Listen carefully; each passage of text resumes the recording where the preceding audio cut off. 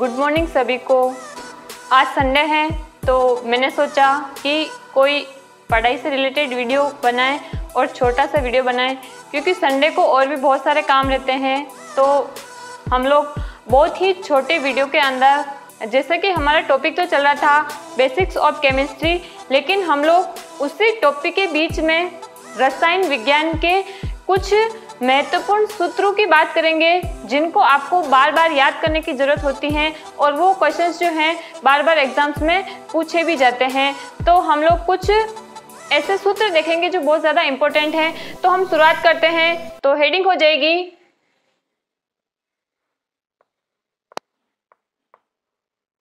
रसायन विज्ञान के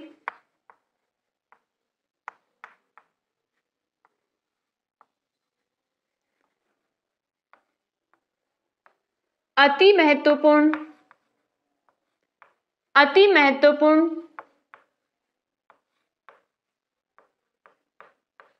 रसायन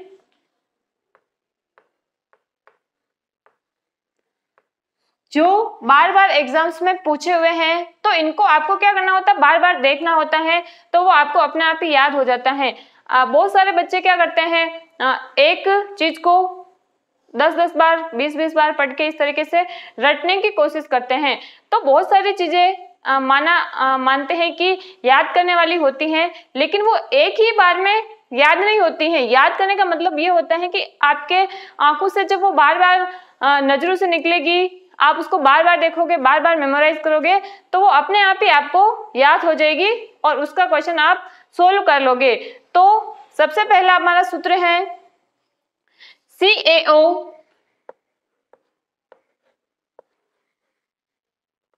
कैल्शियम ऑक्साइड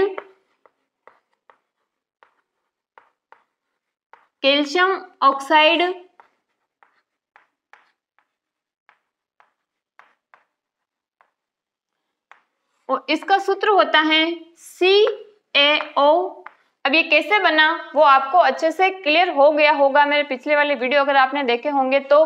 कैल्शियम ऑक्साइड और इसका सामान्य नाम है बिना बुझा चूना। तो सीधे ही एग्जाम में क्वेश्चन आता है बिना बुझे हुए चूने का सूत्र होगा, तो वो हो जाएगा कैल्शियम ऑक्साइड। तो मैं यहाँ पर लिख देती हूँ बिना बुझा चूना। अब जब ये बिना बुझा हुआ है तो दिमाग में क्वेश्चन ये आता है कि बुझा हुआ चूना क्या होगा। तो बुझाने के लिए हमें क्या करना पड़ेगा, जैसे आग बुझाने के लिए उसमें पानी डालना पड़ता, वैसे इसमें भी चूने को बुझाने के लिए हम लोग इसमें पानी मिलाते हैं। तो इसमें जब हम लोग पानी मिला देंगे तो ये जो कैल्शियम ऑक्साइड है, ये कैल्शियम ऑक्साइड बन जाएगा कैल्शियम हाइड्रोक्साइड और उसको हम लोग बोलेंगे बुझा हुआ चूना। तो कैल्शियम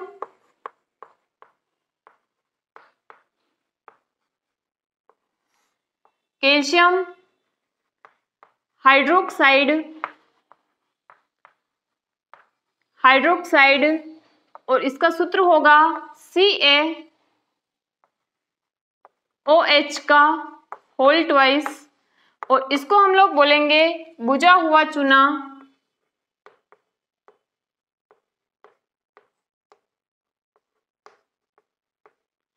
बुझा हुआ चूना। तो जब आपको हाइड्रोजन दिखाई दे, इसका मतलब आपको ये पता चल जाएगा कि इसमें हाइड्रोजन मिलाया हुआ है, तो वो क्या हो जाएगा, बुझा हुआ चूना हो जाएगा। और आगे हम लोग पढ़ेंगे रासायनिक अभिक्रिया और रासायनिक समीकरण। तो मैं यहाँ पर एक अभिक्रिया लिख देती हूँ। जैसे यहाँ पर हमारे पास कैल्शियम ऑक्साइड था, जब इसमें अपन ने क्या मिलाया, वाटर मिलाया, यानी कि बिना बुझे हुए चूने में जब हमने जल मिलाया तो हमें क्या प्राप्त हो गया, कैल्शियम हाइड्रोक्साइड प्राप्त हो गया, CaOH का होल ट्वाइस प्राप्त हो गया। तो ये क्या है, बिना बुझा हुआ चूना है और ये क्या है, बुझा हुआ चूना है। तो दोनों सूत्र क्लियर हो गए होंगे। अब तीसरी और बात करते हैं। तो एक सूत्र होता है कैल्शियम सल्फेट।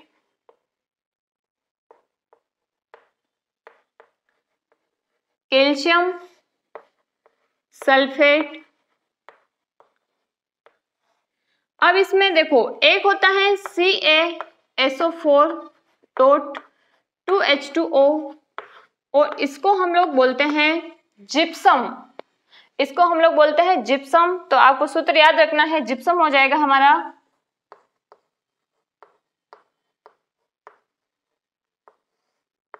फिर जैसे हमने बिना बुझे हुए चूने से बुझे हुए चूने का निर्माण किया, वैसे ही जब हमें प्लास्टर ऑफ पेरिस का निर्माण करना होता है तो जिप्सम को क्या किया जाता है, गर्म किया जाता है।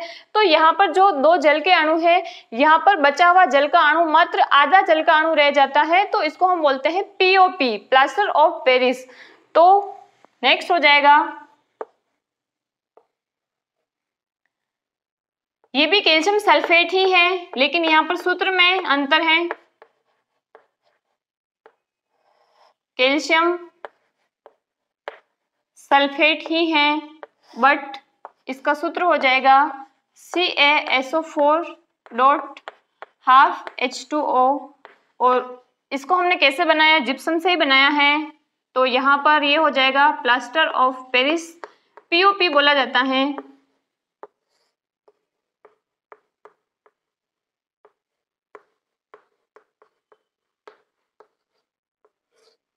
पीओपी। और ये बना कैसे, तो जब हम लोग जिप्सम को गर्म करते हैं तो हमें क्या प्राप्त होता है, पीओपी, प्लास्टर ऑफ पेरिस प्राप्त होता है। तो चारों सूत्र आई थिंक क्लियर हो गए होंगे।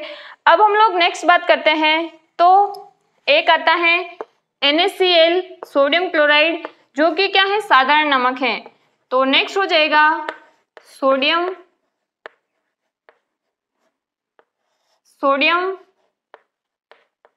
क्लोराइड। सोडियम क्लोराइड, इसका सूत्र होता है, सूत्र याद रखना जरूरी है, और इसके सामान्य नाम क्या है ये भी पता होना जरूरी है, और इनके रासायनिक नाम क्या है ये भी पता होना जरूरी है, क्योंकि एग्जाम में किसी भी प्रकार का क्वेश्चन आपसे पूछा जा सकता है। तो यहाँ पर NaCl, और ये क्या है, खाने का नमक है, खाने का नमक,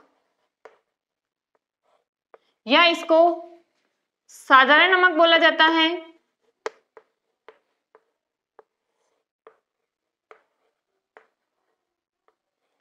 साधारण नमक बोला जाता है। तो सीधे ही याद रखना है NaCl, सोडियम क्लोराइड खाने का नमक है। फिर नेक्स्ट बात करते हैं हम लोग, एक होता है धोने का सोडा, एक होता है खाने का सोडा। तो बहुत ज्यादा इंपॉर्टेंट है, एग्जाम्स में हर बार क्वेश्चन पूछा जाता है। तो एक होता है सोडियम कार्बोनेट,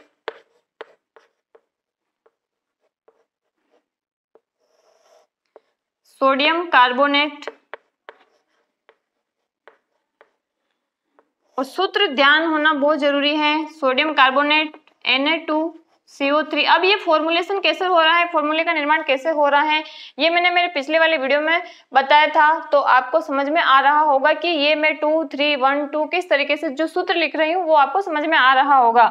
फिर है Na2CO3.10H2O, और ये होता है धोने का सोडा, दावन सोडा भी बोला जाता है इसको।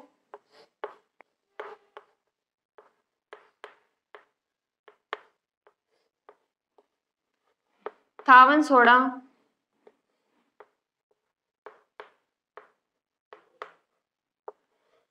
और एक दूसरा आता है खाने का सोडा, और उसको बोलते हैं सोडियम बाइकार्बोनेट NaHCO3। तो नेक्स्ट हो जाएगा हमारा, इसके अलावा एक सोडियम कार्बोनेट का और भी सूत्र होता है जिसके बारे में मैं आपको बता देती हूँ। उसका सूत्र में फर्क होता है, यहाँ पर 10H2 है और वहां पर सिर्फ क्या होता है Na2CO3, केवल सोडियम कार्बोनेट है। तो इसको हम लोग सोडा एस भी बोलते हैं। यानी कि जब हम सोडियम कार्बोनेट 10H2O यानी कि धोने के सोडे को, दावन सोडे को बहुत अत्यधिक तापमान पर गर्म करते हैं तो जल जो होता है ये वाष्पित हो जाता है, और बाकी बचा हुआ सोडियम कार्बोनेट Na2CO3 जो है इसको बोलते हैं सोडा एस। एस मतलब राख, सोडियम कार्बोनेट की राख, तो ये क्या हो जाएगा, सोडा एस हो जाएगा। तो इसका हो जाएगा सोडा एस। तो ये भी आपको पता होना जरूरी है, क्योंकि कभी कभार अगर दावन सोडा नहीं पूछ के आपसे ये पूछ ले कि सोडा एस का सूत्र निम्नलिखित में से कौन सा होगा, तो आपको ध्यान में रखना है कि सिर्फ Na2CO3 सोडियम कार्बोनेट जो है इसको क्या बोला जाता है, सोडा एस बोला जाता है। फिर नेक्स्ट बात करते हैं सोडियम बाइकार्बोनेट की। सोडियम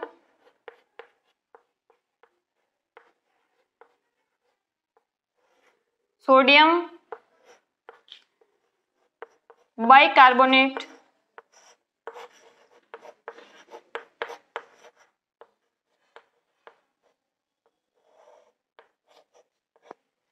और इसका सूत्र होता है NaHCO3। जो ये हाइड्रोजन लगा हुआ है यहाँ पर, इसका मतलब है बाइकार्बोनेट। नॉर्मली अगर CO3 होता तो कार्बोनेट होता, लेकिन कार्बोनेट के साथ में H भी लगा हुआ है क्योंकि ये एक एसिड होता है H2CO3 कार्बोनिक अम्ल। और जब इस कार्बोनिक अम्ल से एक हाइड्रोजन निकलता है तो ये बनाता है बाइकार्बोनेट HCO3-, इसको बोलते हैं बाइकार्बोनेट। तो इसीलिए यहाँ पर ये तो हो गया सोडियम, ये हो गया बाइकार्बोनेट, तो पूरा का पूरा क्या हो जाएगा, सोडियम बाइकार्बोनेट हो जाएगा। और ये होता है खाने का सोडा, तो इसका नाम हो जाएगा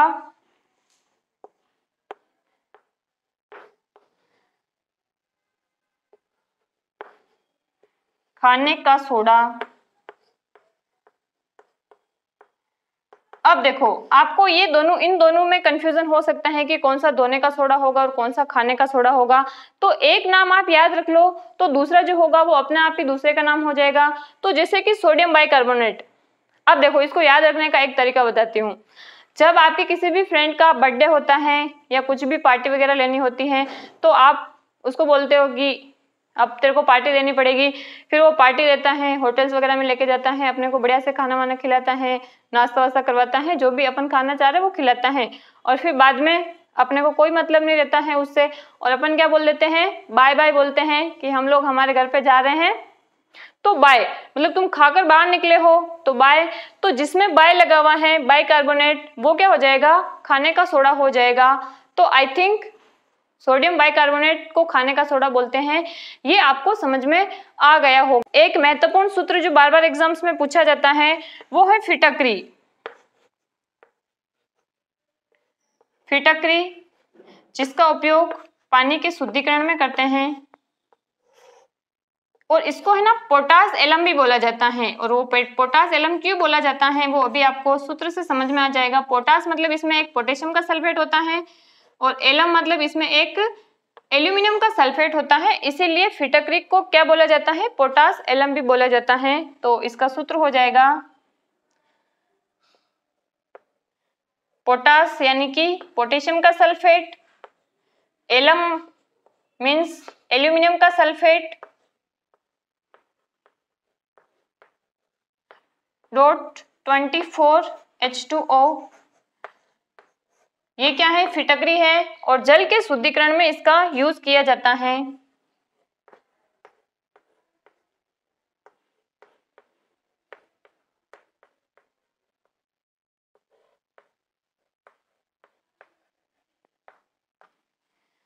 तो ये कुछ महत्वपूर्ण सूत्र थे जिनकी हमने बात की। आज के लिए, संडे के लिए इतना ही इनफ है। Thank you friends, thank you very much.